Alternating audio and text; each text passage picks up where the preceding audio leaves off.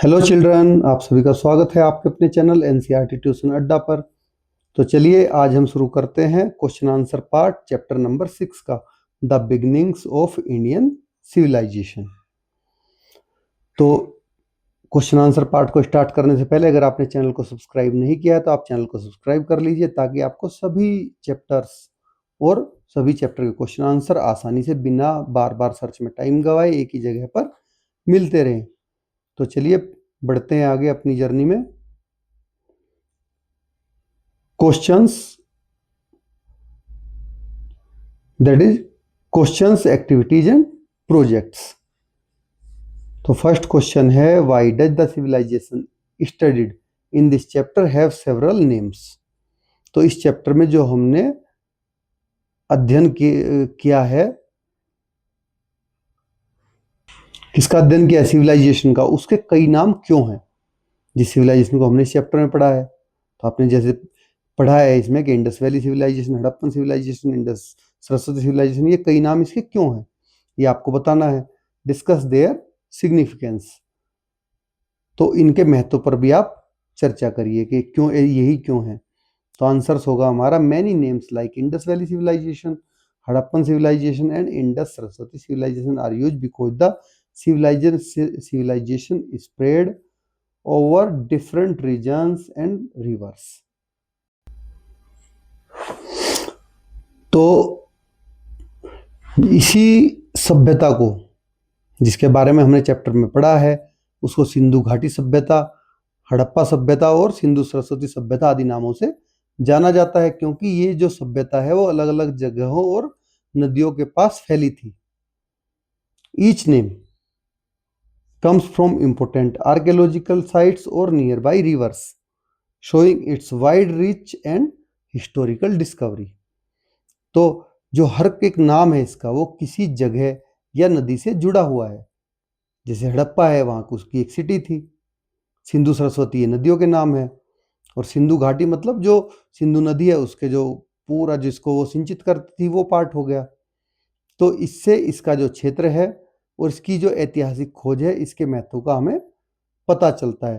तो इसमें एक चीज आप ऑब्जर्व करिए कि इसमें सब जगह सिविलाइजेशन में जेड यूज हुआ है, जबकि आपकी बुक में सिविलाइजेशन में सब जगह एस यूज है।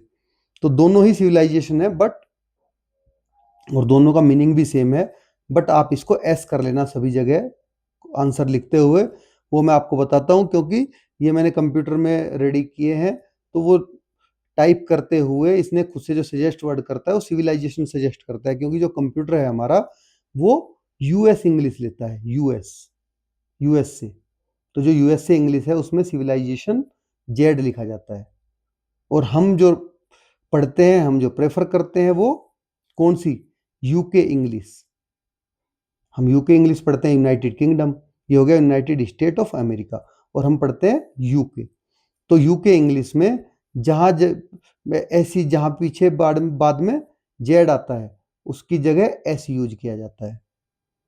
तो इसीलिए ये इसने कंप्यूटर ने ऑटो करेक्ट करके इसको सब जगह जेड कर दिया है, बट ये एस है। तो इसको आप यूके इंग्लिश के हिसाब से हम पढ़ते हैं, तो इसको सबको आप एस कर लेना पूरे। इसमें आपको एक नई चीज और पता चली है कि क्या फर्क होता है। ठीक है, जैसे दो चीजें और है मैं आपको बताता हूँ। कलर वर्ड है COLOR और COLOUR, दोनों कलर ही है। कहीं कहीं जगह आप ये कलर देखोगे, कई जगह आप ये कलर देखोगे। ठीक है, तो ये कलर यूएसए का है, यूएस इंग्लिश का ही मतलब रंग ही होता है, और ये कलर लिखते हैं हम यूके इंग्लिश में। तो आपको बहुत सारे वर्ड हैं जो यूके और यूएसए में जिनकी जिनके मीनिंग मतलब ये जो उसमें लेटर हैं, लेटर थोड़े से डिफरेंट है, बट उनकी मीनिंग सेम होती है। बट हमें यूज कौन सी करनी है? यूके इंग्लिश हमें यूज करनी है जब भी यूज करनी है। तो आप इसको करेक्ट कर लीजिए। चलिए आगे बढ़ते हैं आंसर नंबर 2 पे। Question number 2, write a brief report 150 to 200 words summing up some achievements of the Indus Saraswati civilization. तो जो इंडस सरस्वती सिविलाइजेशन थी उसकी उपलब्धियों को आप एक छोटा नोट लिखिए 150 से 200 शब्दों में। चलिए इसको लिखते हैं अब हम। Answer, the Indus Saraswati civilization, यहाँ पे भी देखिए जेड है, इसको आप हर जगह एस कर लीजिए। Was one of the world's earliest urban societies. तो जो इंडस सरस्वती सिविलाइजेशन थी वो विश्व की सबसे पहली नगर सभ्यताओं में से थी। अर्बन सोसाइटी, नगर सभ्यता। Cities like Harappa and Mohenjodaro had advance planning, wide roads, brick house and perfect drainage system. अब जो शहर थे, हड़प्पा हो गया, मोहनजोदड़ो हो गया, ऐसे जैसे नगरों में बहुत ज्यादा सुनियोजित सड़कें थी, पक्के घर थे और बहुत ही अच्छा ड्रेनेज सिस्टम था, perfect. Public bath, wells and water reservoir show their skill in the water management. तो जो वहां पर पब्लिक बाथ्स, सार्वजनिक शौचालय थे, स्नानागार और कुएं थे, जलाशय थे, तो उनकी जो जल प्रबंधन की कुशलता, ये सब चीज उनकी जल प्रबंधन की कुशलता को दर्शाते हैं, स्किल को, कुशलता। The people made ornament and tool from copper and bronze, trade with distance region and use weights and measure for business. अब जो वहां के लोग थे वो तांबे और कांसे के औजार और आभूषण बनाते थे, कॉपर और ब्रोंज से दोनों चीज बनाते थे ना, वो उनसे टूल्स भी बनाते थे और ऑर्नामेंट भी बनाते थे और दूर दूर तक व्यापार करते थे, ट्रेड करते थे। तो वे व्यापार के लिए जो मापतोल है उसके भी टूल्स यूज करते थे। They created beautiful seals, toys and figurines and their script show they kept records. तो उनके पास में बहुत सुंदर सुंदर मोहरें थी, खिलौने थे, मूर्तियां थी, ठीक है, फिगरिंग्स मतलब मूर्तियां, और लिपि से, उनकी लिपि जो लिखने की उनकी कला थी उससे पता चलता है कि वे लेखा जोखा भी रखते थे। हालांकि हम उनकी जो स्क्रिप्ट थी, लिपि थी, उसको आज तक पढ़ने में कामयाब नहीं हो पाए हैं, बट वो लिखते तो थे। उनको खुद को तो उसका ज्ञान था कि वो क्या लिख रहे हैं, हम नहीं कर पाए पता, वो अलग बात है। हो सकता है भविष्य में कभी कोई ना कोई ऐसा हो जो उसको पढ़ने में एबल हो जाए। This civilization set an example in cleanliness, planning and art. अब जो ये सिविलाइजेशन थी वो साफ सफाई, प्लानिंग और आर्ट की एग्जाम्पल थी।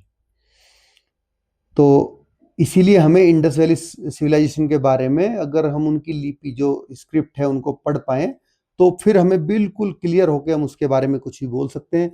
इसलिए बहुत सारी चीजें क्लियरली नहीं बोल पाते जो हमारे आर्कियोलॉजिस्ट हैं, क्योंकि वो उनकी स्क्रिप्ट को अभी तक समझ नहीं पाए कि वो किस लेटर का कैसे किस चीज के लिए यूज करते थे। चलिए क्वेश्चन नंबर 3 की ओर चलते हैं। Question number 3, imagine you have to travel from the city of Harappa to Kalibanga. तो आप कल्पना करिए, इमेजिन करिए कि आपको हड़प्पा से कालीबंगन जाना है। What are your different options. तो आपके पास कौन कौन से रास्ते होंगे। रफली एस्टिमेट टाइम फॉर ईच। तो आपके पास कौन से ऑप्शन होंगे और सब हर एक के लिए आप एक रफली कितना समय लगेगा उसको एस्टिमेट बनाइए उसका। तो आंसर हमारा Harappa to Kalibangan is about 200 kilometre. तो जो हड़प्पा से कालीबंगन की दूरी है वो लगभग 200 किलोमीटर है। By car it takes 3 to 4 hours। तो अगर हम कार से जाएंगे तो कितना टाइम लेगा, 3 से 4 घंटे लेगा। ट्रेन से 4 to 5 hours एंड बस अराउंड 5 to 6 hours। अगर बस से जाएंगे तो 5 से 6 घंटे लगेंगे। इन एंशियंट टाइम, ये तो आज की बात हो गई। अगर पुराने जमाने की बात करें तो तब तो ये ना बस थी, ना कार थी, ना ट्रेन थी। तो तब लोग क्या करते थे, अगर लैंड है तो वॉकिंग करते थे। तो in ancient time walking could take 40 to 50 hours और बाय ब्लक कार्ट थी उस समय में 6 to 7 days। तो अगर कोई वॉकिंग करते हुए चलता है तो हो सकता है 40 से 50 घंटे में भी कवर कर ले इस डिस्टेंस को। लेकिन अगर वो बैलगाड़ी से जाएगा तो 6 से 7 दिन उसको लग सकते हैं, क्योंकि बैलगाड़ी में बैल को आपको रेस्ट भी कराना पड़ेगा। तो इंसान खुद तो कम रेस्ट करके भी काम चल जाएगा, बट जो ब्लक कार्ट में बैल है उनको तो प्रॉपर रेस्ट चाहिएगा ही। और इसके पीछे एक और रीजन है कि पैदल आप कहीं से भी शॉर्टकट ले सकते हो, ब्लक कार्ट से आप शॉर्टकट नहीं ले सकते हैं। ब्लक कार्ट से कहीं को हो सकता है आपको बहुत ज्यादा घूम के आना पड़े, तो आपको घूम के आना ही पड़ेगा। चलिए नेक्स्ट क्वेश्चन पे चलते हैं, question number 4। Question number 4, imagine a Harappan man और women visiting a modern Indian kitchen. तो अब आप इमेजिन करिए कि कोई हड़प्पा निवासी आज के जो हमारा इंडियन मॉडर्न किचन है उसमें जाए, तो what 4 to 5 biggest surprise would they find. तो उनको कौन सी ऐसी 4 से 5 बड़ी चीजें मिलेंगी, बातें मिलेंगी जो उनको हमारे किचन में चौंका देंगी। तो चलिए, तो बड़ा आसान आंसर है इसका, बिगेस्ट सरप्राइज आर। तो उनके लिए सबसे बड़ी हैरानी की बातें होंगी, सरप्राइज होंगे, वे क्या होंगे? इलेक्ट्रिक स्टोव, जो बिजली के चूल्हे हैं इलेक्ट्रिक स्टोव हो जाएंगे, फ्रिज हो जाएगा, माइक्रोवेव हो जाएगा, वाटर टैप्स हो जाएंगे, gas stove replacing firewood, packed spices and foods use of metal and plastic utensils instead of clay pots. तो देखिए वहां पर जो चीजें यूज होती थी उसके अलावा वो जो भी देखेंगे, जैसे बिजली के चूल्हे देखेंगे, यहाँ पे फ्रिज देखेंगे, माइक्रोवेव देखेंगे, पानी की टैप देखेंगे, लकड़ी की जगह गैस का चूल्हा देखेंगे, अब डिब्बा बंद मसाले और भोजन देखेंगे, ठीक है, और मिट्टी के बर्तनों की जगह पर वो मेटल या प्लास्टिक के बर्तन देखेंगे। तो ये सारी चीजें उनको वेरी सरप्राइज करेंगी। चलिए क्वेश्चन नंबर 5 की ओर चलते हैं। Look at all the pictures in this chapter. तो आपको जिस चैप्टर में जितनी भी तस्वीरें दिखाई गई हैं उनको आप देखिए। List ornaments, gestures, object that still seem familiar in our 21st century. तो अब आप उन आभूषणों का, ऑर्नामेंट्स का, या गेस्चर का, मुद्राओं का, या फिर उन चीजों की, ऑब्जेक्ट्स की आपको लिस्ट बनानी है जो आज 21st सेंचुरी में भी पहचानी जाती है। तो चलिए इसको करते हैं आंसर। फेमिलियर ऑब्जेक्ट्स, बेंगल्स आज भी हम यूज करते हैं, नेकलेस भी यूज करते हैं, ईयररिंग भी यूज करते हैं, क्ले टॉयज भी आज के टाइम में भी यूज होते हैं, एनिमल सील्स भी यूज करते हैं, स्वास्तिक सिंबल आज हमारे पास है, नमस्ते गेस्चर भी है, और ब्रॉन्ज मिरर ये भी हम आज यूज करते हैं, एंड पोट्री। तो ये सारी चीजें हैं जिनको हम आज भी यूज कर रहे हैं तब से लेके। और भी कई सारी होंगी, आप चाहो तो वो, अगर आपको इससे ज्यादा कुछ आपने फाइंड आउट किया तो उसको आप ऐड कर सकते हैं।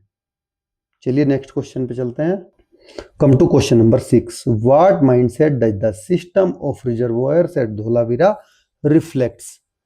तो धोलावीरा के जो रिजर्वोयर्स की व्यवस्था थी वो किस सोच को दर्शाती है, किस माइंडसेट को, जो सिस्टम था रिजर्वोयर्स का वहां पे। तो आंसर रहेगा हमारा, the reservoirs at Dholavira shows a mindset of advance water management. तो जो धोलावीरा का वाटर रिजर्वोयर था वो एडवांस वाटर मैनेजमेंट को शो करता था, कि लोगों के दिमाग में रहा होगा कि ठीक है हम एडवांस वाटर मैनेजमेंट करेंगे, सेविंग रिसोर्सेस, जो संसाधन थे उनको बचाने, अडेप्टिंग टू द एनवायरमेंट, और वातावरण के अनुसार खुद के ढलने की सोच को दर्शाता है। People plan ahead of water need in a dry region. तो वहां के लोग थे वो पानी की जरूरत को ध्यान में रखकर पहले से ही योजना बनाते थे कि उनको आगे के समय में कितना पानी चाहिएगा, उसको वो कैसे सेव करके रखेंगे। Now come to question number 7। In Mohenjo-daro, about 700 wells built with bricks have been counted and maintained for centuries. तो जब आप मोहनजोदाड़ो में जाओगे, मोहनजोदारो, इसमें लगभग 700 ईंटों के कुएं गिने गए हैं, जो हमारे आर्कियोलॉजिस्ट हैं उन्होंने गिने हैं, जिन्हें कई सदियों तक बनाया और देखरेख की गई। भाई एकदम से तो बन नहीं गए होंगे, कई सदियां लगी होंगी उनको बनाने में। Discuss the implications. तो इसका क्या मतलब है ये आपको डिस्कस करना है। Answer, 700 wells prove the citizens, यहाँ पे भी आप had great skill in planning. तो जो 700 कुएं हैं वे ये साबित करते हैं कि वहां के लोग योजना बनाने में माहिर थे। Focus on cleanliness and public health and insured water supply for all. और वे साफ सफाई और जन स्वास्थ्य पर ध्यान रखते थे और सबके लिए पानी की व्यवस्था करते थे। Their maintenance shows organize management. तो जो उनका ये देख रेख था उससे पता चलता है कि जो उनका मैनेजमेंट था वो बहुत ही ऑर्गेनाइज था, संगठित था। चलिए लास्ट क्वेश्चन की ओर चलते हैं, that is question number 8। It is often said that the Harappan had a high civic sense. तो अक्सर कहा जाता है कि जो हड़प्पा के निवासी थे उनमें उच्च नागरिक भावना वे रखते थे। हाई सिविक सेंस मतलब उच्च नागरिक की भावना। डिस्कस, इस पर चर्चा करिए। डू यू एग्री, क्या आप इससे सहमत हैं? Compare with citizens in a large city of India today. तो जो आज के भारतीय महानगर है, लार्ज सिटीज हैं, उनके लोगों से इसकी आप कंपेयर करके बताइए। तो आंसर होगा हमारा Harappan shows high civic sense by building clean cities, good drainage and public facilities.